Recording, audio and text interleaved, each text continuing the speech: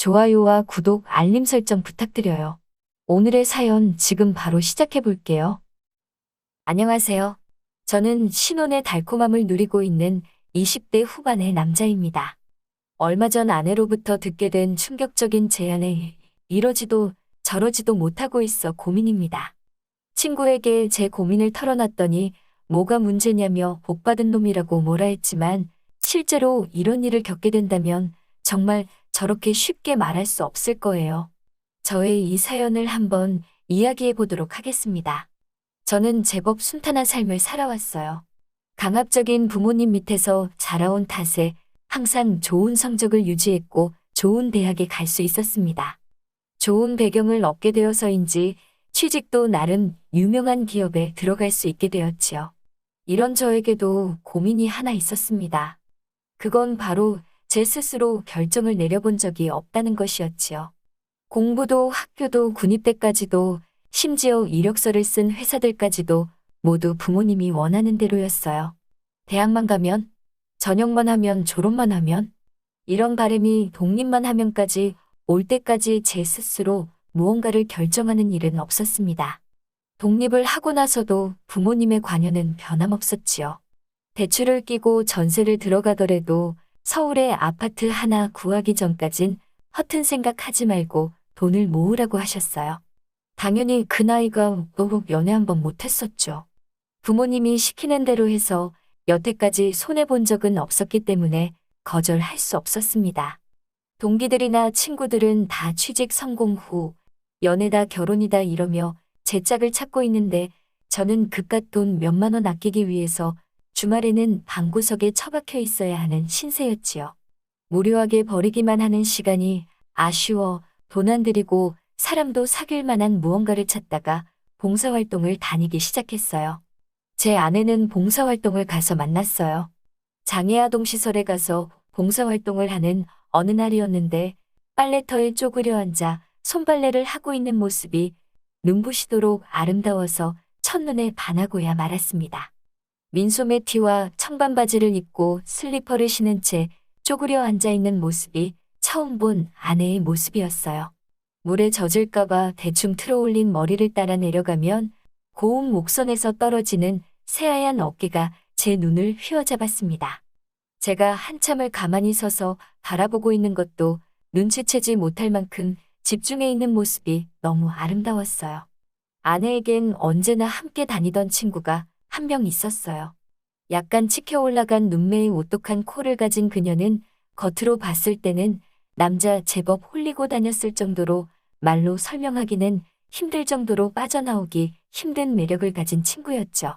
항상 조금 화가 나 있는 듯한 신경질적인 인상이지만 그녀 또한 매번 아내와 함께 봉사활동을 나오는 맘씨 고운 친구였습니다. 아내에게 말을 거는 것은 제 일생일 때의 일탈이었어요. 마치 제 인생 스스로 처음 내린 결정이었던 것 같았죠. 아내와 연락을 주고받으며 우린 순식간에 가까워졌고 타인을 위해 봉사하는 것을 마다하지 않는 이 여자야말로 나와 평생을 함께 할 수 있는 배우자라는 생각을 했습니다. 그 결심이 서자마자 저는 아내에게 청혼을 했고 우리는 서로의 미래를 약속하게 되었어요. 부모님의 허락을 받으러 가기 전 아내가 저에게 말하지 못한 사실을 하나 말해주게 됩니다. 아내는 사실 갓난아기 시절 부모에게 버려져 보육원에서 자랐다는 사실이죠. 그 사실이 아내를 향한 마음을 되돌리지는 않았습니다. 단지 보육원 출신이라는 사실이 저희 부모님은 탐탁치 않았나 봐요. 아내를 처음 소개시키는 자리에서 부모님은 뭐 하시냐는 질문에 아내는 당당하게 보육원에서 자랐다는 대답을 해왔습니다. 얼마 뒤 부모님께 연락이 와서 두 분은 저희의 결혼을 허락할 수 없다는 연락을 해오셨고 고민하던 저는 그 길로 아내와 혼인신고를 올려버렸습니다. 어찌 보면 제 인생 처음으로 부모님의 결정에 반항을 한 것이었죠. 부모님께는 저희를 허락해 주실 마음이 생기신다면 그때 연락달라는 짧은 편지 한 장을 남긴 채 여태까지도 연락 없이 지내고 있습니다. 회사에서 벌이는 나쁘지 않은 편이었으나 모아놓은 재산이 많지 않았던 관계로 회사 근처에 얻은 복층 원룸에서 신혼살림을 시작하였습니다. 방 하나 없이 좁은 공간이었지만 두 사람이 생활하기에는 모자랄 게 없었어요. 제가 살던 원룸에 베개 한 개와 숟가락 한 개, 칫솔 한 개가 더 생겼고 혼자 지내던 방에는 제가 사랑하는 아내가 같이 지내게 되었습니다. 봉사활동을 다닐 때 항상 같이 다니던 친구와 함께 살던 집에서 아내의 나머지 짐을 빼온 그날 아내와 아내의 친구 그녀와 함께 셋이서 작은 신혼집들이를 열었어요.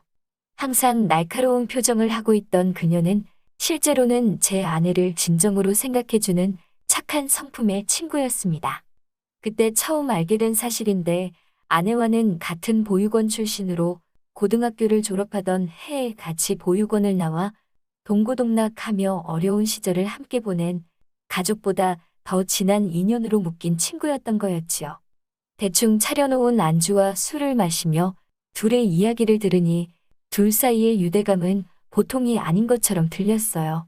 보육원을 나와 얼마 안 되던 정착지원금으로 언제나 함께 모든 것을 해온 두 사람이 저와는 달라 보여서 너무 멋졌습니다.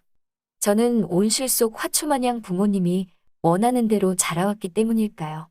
아무튼 그렇게 둘의 이야기를 한참 들으며 술을 마시다 보니 아내가 취했는지 먼저 사다리를 타고 침대로 올라갔습니다.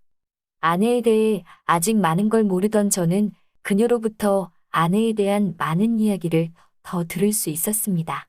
고등학교를 졸업 후 아무것도 모른 채 세상에 나와 둘이서 많은 것을 이겨낸 이야기, 힘들었을 그 와중에도 매번 빼먹지 않고 자기보다 어려운 사람들을 도와주려 봉사활동을 다니는 어른스러운 모습들. 그렇게 한참을 제가 모르던 아내의 모습을 알아가는 데만 정신이 팔려 몰랐는데 둘이서 술을 엄청 많이 마셨었나 봐요. 아내의 친구가 잠깐 쉬면 안 되겠냐고 하더니 제 무릎을 베고 눕는 게 아니겠어요. 저는 깜짝 놀라 잠깐 돌처럼 굳어 있었습니다. 그렇게 잠깐의 시간이 흐른 뒤 어떤 면에서는 아내의 언니처럼 느껴지던 친구를 보니 아내를 위해 날카로운 인상을 가지게 된 것 같은 그녀가 고맙다는 생각을 하고 아무래도 손님인데 소파에서 재우긴 뭐해서 아내의 옆에서 재우려 그녀를 흔들어 깨웠습니다. 순식간에 깊은 잠에 빠져들었는지 그녀는 일어나지 않았어요. 그렇게 잠깐 고민하다가 그녀의 몸을 부축해 아내가 자고 있는 복층 구조의 침대 쪽으로 그녀를 부축해 가고 있었어요. 그녀에게서도 왠지 아내에게서 느꼈던 같은 향기가 났습니다. 사다리를 타고 올라가야 했기에 사다리 앞에서 깊은 잠에 빠져든 그녀가 다치지 않게 침대 위로 옮길 수 있을까 고민을 했어요. 술에 취해 겨우 벽에 기대 몸을 지탱하고 있는 그녀를 침대 위로 올려놓기 위해 이쪽으로 잡았다가 저쪽으로 잡았다가 난항을 겪고 있었습니다. 군대에서 배운 부상자를 이송하던 방법이 생각나 어깨에 들쳐업기 위해 아내 친구의 허리를 제 팔로 감으려고 하는데 그녀가 대뜸 갑자기 저에게 와라당기더군요. 저는 깜짝 놀라 움직일 수 없었습니다. 그렇게 한참을 저를 안고 있던 그녀의 어깨를 양손으로 잡고 정신이 들었으면 침대에 가서 주무세요 라고 말하려는데 그녀가 저를 지그시 쳐다보더군요. 날카로운 눈매에 저를 비추고 있는 그녀의 눈동자가 너무 아름다워서 잠깐 넋을 잃고 바라보고 있었습니다. 그렇게 서로의 눈이 마주친 지 얼마나 지났을까 그녀가 저희 입에 그녀의 입을 맞추었어요. 저는 그녀의 양 어깨를 잡은 채로 한참을 움직일 수가 없었습니다. 그렇게 한참을 그녀에게 온 정신을 놓고 있다가 갑자기 정신이 번쩍 들어 그녀를 밀쳐내고 아내의 옆에서 자라고 침대 쪽을 가리키는데 저는 그 순간 숨이 멎을 뻔했습니다. 이불 틈으로 고개를 빼꼼 내밀고 눈을 가늘게 뜨고 있던 아내와 눈이 마주쳤기 때문입니다. 순간 등줄기에 식은땀이 흐르는 듯한 느낌이 들었어요. 눈이 마주쳤다고 생각한 순간 아내는 다시 이불 속으로 몸을 숨겼지만 저는 확신할 수 있었습니다. 아내가 모든 상황을 지켜보고 있었다는 것을요. 그렇게 소파에 누워 무슨 상황인지 정리하다가 저도 술 기운이 이내 올라와 잠에 들고 말았습니다. 다음 날 늦은 오후가 돼서 잠에서 깨니 아내 친구의 모습은 보이지 않았어요.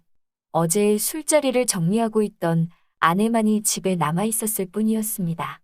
널브러진 술병 따위를 집으며 정리에 여념이 없는 아내의 뒷모습을 보며 잠에서 깬 걸 티내야 하나 한참을 고민했어요. 간밤에 있었던 일에 대해 아내가 물어온다면 어떻게 반응을 해야 할지 도무지 모르겠어서 한참을 고민하다가 자는 척을 해봐야 시간 문제일 거라는 생각이 들어 아내가 물어오면 친구의 탓으로 돌리자는 결론을 내리고 정리에 여념이 없는 아내를 뒤에서 안아 잘 잤냐고 인사를 했습니다. 뒤에서 껴안는 저를 아내는 휙 밀쳤고 머릿속은 온통 오만 가지 생각으로 다시 고민에 빠졌습니다. 어제 아내는 모든 것을 보았다는 게 확실해졌고 이 상황을 어떻게 타개해야 할까 하는 생각뿐이었죠. 친구의 탓을 하는 것보다 어제의 일에 대해 자초지종을 말하는 게 더 좋을 것 같아 말을 꺼내려는 순간 아내가 저에게 먼저 말을 걸어왔어요. 어젯밤에 내 친구에게 왜 그랬냐고요? 아내는 여태까지 인생의 동반자였던 친구를 믿고 저희 잘못으로 모든 걸 탓하려는 것 같았습니다. 이어지는 질문을 듣기 전까지는요. 어쩔 줄을 몰라 대답을 못하고 있던 저를 향해 아내가 이어 질문했습니다. 알바가 끝나면 친구가 오늘도 이 집으로 올 테니 오늘은 중간에 끊지 말고 끝까지 하라고요. 저는 아내가 무슨 말을 하려는 건지 몰라 꿀먹은 벙어리 마냥 아무 말도 잊지 못하고 멍하니 아내만 쳐다보고 있었습니다. 생각이 도무지 정리가 안 되어서 무슨 말 하는 건지 모르겠다고 아내에게 되물었어요. 돌아오는 아내의 대답은 충격 그 자체였습니다. 아내는 친구와 자기는 둘이서 하나나 마찬가지이니 아내가 사랑하는 저 또한 두 사람의 공동 소유라는 충격적인 말을 이어왔습니다. 어제 자기 친구에게 무안을 줘서 친구의 기분이 얼마나 비참했겠냐며 도리어 저를 나무라는 아내의 속뜻을 그때까지도 이해할 수 없었습니다. 아내가 이어 말하길 그렇게 친구와 저희 관계가 확실해지면 친구도 이 집으로 이사와 셋이서 평생 함께 살 것이라는 충격적인 말을 하고는 오늘 저녁에는 어제처럼 끝내지 말고 끝까지 확실히 할 수 있도록 당부를 하더군요. 저는 그때까지도 아내가 제정신으로 하는 말인가 아니면 나를 진정으로 떠보려고 하는 것인가 이해가 되지 않았지만 이내 알바가 끝나고 돌아오는 친구를 뒤로 한 채 다 끝나면 전화해 라고 말하곤 밖으로 나가는 아내를 보고 그리고 아내가 나간 뒤 적극적으로 돌변하는 아내, 친구의 모습을 보고 이 두 사람은 정말 진심이라는 것을 깨달았어요. 아내 친구에게는 미안하다 사과하고 아직 마음의 준비가 되지 않았으니 준비가 되면 두 사람에게 말해주겠다는 대답을 한 채 대답을 숨긴 지가 어느덧 일주일이 지나갑니다. 친구에게 물어봐도 이게 웬 떡이냐며 부럽다는 말을 하지만 저는 이 상황을 도무지 받아들이지 못하겠습니다. 오늘은 꼭 대답을 달라며 더 이상 자신과 자신의 친구를 비참하게 만들지 말라는 아내의 문자를 받았습니다.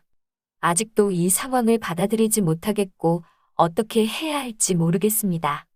저의 방향을 잡아주시던 부모님께는 그러고 나왔으니 당연히 그 어떤 질문도 할 수가 없겠습니다. 사연 들으시는 여러분, 제가 과연 어떻게 해야 하는 걸까요? 현실적인 조언 부탁드립니다. 저는 이 상황에서 도망치고 싶어 미칠 지경입니다. 긴 사연 들어주셔서 감사합니다. 오늘의 사연은 여기까지네요. 긴 사연 끝까지 들어주셔서 감사합니다. 구독과 좋아요 잊지 말아주세요.